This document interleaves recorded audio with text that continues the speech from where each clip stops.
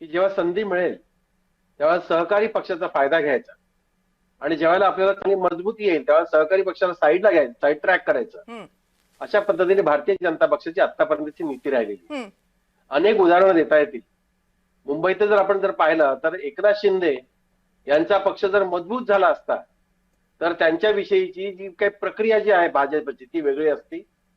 आणि आज शिवसेना आणि मनसे एकत्र आल्यामुळे ते ज्यांनी जसे एकच मोड घेतले तसंच पुण्यामध्ये आहे. हम्म, आज एक पत्रकार परिषद झाली, ती प्रदेश राष्ट्रवादी काँग्रेसचे अध्यक्ष जे आहेत सुनील तटकरे, त्यांनी सांगितलं की पुण्यामध्ये स्थानिक पातळीवर काय निर्णय होतोय त्याच्याशी आतापर्यंत आम्ही निर्णय घेतले नाही, पण स्थानिक पातळीवर निर्णय जरूर होतो. हम्म, कारण भारतीय जनता पक्षाने आमच्या पक्षाची जी काही तिथे ताकद आहे हम्म, ती ताकद ओळखून स्वतःची ताकद वाढवण्याचा प्रयत्न केला. हम्म, म्हणजे आमच्याबरोबर चर्चा राहिली. आम्ही युतीमध्ये सरकारमध्ये एकत्र असताना हम्म, मुंबई किंवा इतर ठिकाणी आपण एकत्र आहोत, मग पुण्यामध्ये का नसावे? कारण पुण्यामध्ये पवार कंपनीची काही ताकद जी आहे हम्म, ही ताकद आतापर्यंत आजमावलेली आहे भारतीय जनता पक्षाने. हम्म, म्हणजे पुणे ही आयटी हब असो किंवा तिथे काही उद्योग असो, या पवार कंपनीने ते त्यांचं चांगलं योगदान आहे. हम्म, म्हणजे देशभरातले विद्यार्थी असतील, देशभरातले उद्योजक असतील, ते पुण्यामध्ये आजही येतात. त्याचं कारण पवार साहेबांनी आणि अजित पवारांनी दिलेले योगदान आहे.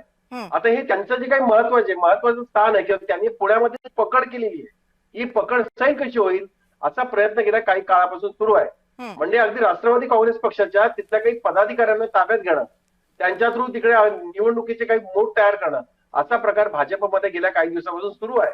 पण अजित पवारांच्या कडक भूमिकेमुळे तिथे त्यांच्या पक्षाचे कोणीही कार्यकर्ते भाजपच्या गळाला लागू शकलेले नाही.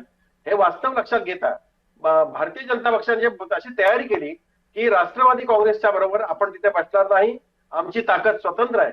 यामुळे अजित पवारांच्या पक्षाला एकाकी पाडण्याचा प्रयत्न भारतीय जनता पक्षाने सुरू केला.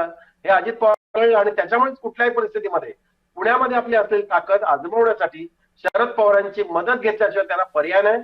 यामुळे स्थानिक पातळीवर स्थानिक पदाधिकाऱ्यांनी हे स्वतंत्र निर्णय घेऊ शकत नाही. स्थानिक पदाधिकारी अजित पवार किंवा त्यांच्या पक्ष नेत्यांनी यांना सूचित केल्यानुसारच अजित पवार आणि शरद पवारांचा गट एकत्र बसायला मागतोय. कारण आपली ताकद तिकडे आजमावण्याचा प्रयत्न अगदी अजित पवार आणि भारतीय जनता पक्ष पण करेल. यामुळे हा सगळा प्रयत्न सुरू आहे. कविताजी, बरं. महेश चव्हाणजी, आता समजा हे झालंच, जर तुम्ही दोघं एकत्र आलातच तर काय होणार? म्हणजे तुम्हाला अपेक्षा काय आहे की मतदार हे सगळं विसरून, म्हणजे गेल्या 2 वर्षांमध्ये जे काही झालेलं आहे ते सगळं विसरून तुम्हाला साथ देतील ही अपेक्षा आहे, की याचा भविष्यामध्ये फटका बसण्याची शक्यता आहे? बसला फटका तर जास्त कुणाला बसणार, शरद पवार यांच्या पक्षाला की अजित पवार यांच्या पक्षाला? मला पूर्ण कल्पना आहे, तुम्ही एका पक्षाचे प्रवक्ते आहात.